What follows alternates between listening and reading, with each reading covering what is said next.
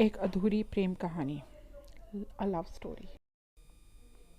एक बार की बात है, मैं अपने घर से बाज़ार की ओर जा रहा था। मेरे घर से बाज़ार तक जाने के रास्ते में काफ़ी सुनसान रास्ता पड़ता था। कुछ दूर के रास्ते में कोई भी नहीं रहा करता था। मैं रोज़ इसी रास्ते से बाज़ार जाया करता था। आज भी इसी रास्ते से बाज़ार जा रहा था।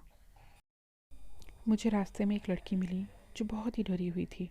उसे डरा हुआ देखकर मैं उसके पास गया और पूछा, क्या हुआ, तुम डरी हुई क्यों हो? लड़की ने कुछ लड़कों की ओर इशारा किया। मैं समझ गया। मैं अपने साथ उस लड़की को लेकर उन लड़कों के पास गया। मैंने उन लड़कों को कहा, क्या तुम्हें शर्म नहीं आती? काफ़ी कुछ कहने के बाद उन लड़कों को अपनी गलती का एहसास हुआ। उन्होंने लड़की से क्षमा मांगी। फिर मैं बाज़ार की ओर जाने लगा। उस लड़की ने मुझे रोका और कहा, मैं यहाँ पर नहीं हूँ। मुझे रहने के लिए किराए का घर चाहिए। क्या आप मेरी मदद कर सकते हैं? मैंने कहा, ठीक है। मेरे घर में एक कमरा खाली था। आप मेरे घर चलिए। अगर आपको पसंद हो तो आप उसमें रह सकती हैं। अगर आपको पसंद ना आए तो मैं आपको दूसरे घर भी दिखा सकता हूँ। अब वह लड़की और मैं घर की ओर चल पड़े। रास्ते में मैं कुछ भी बोल नहीं पा रहा था।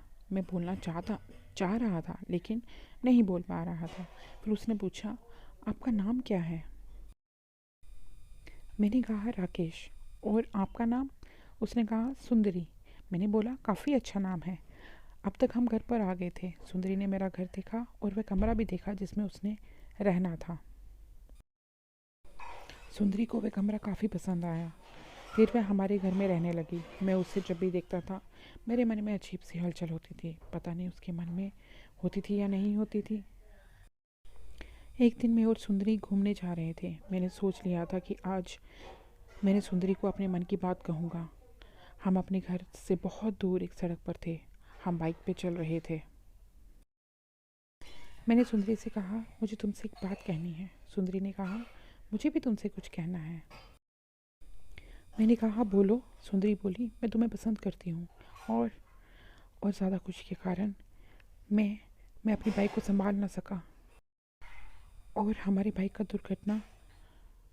दुर्घटना हो गई। मैं तो बच गया लेकिन सुंदरी ने अपनी जान गंवा दी। पर आज भी मेरे दिल में सुंदरी जिंदा है, हमेशा हमेशा के लिए। ऐसी ही मज़ेदार कहानियाँ सुनने के लिए मेरे चैनल को सब्सक्राइब करें और ज़्यादा से ज़्यादा शेयर करें और कमेंट करके ज़रूर बताना आपको ये कहानी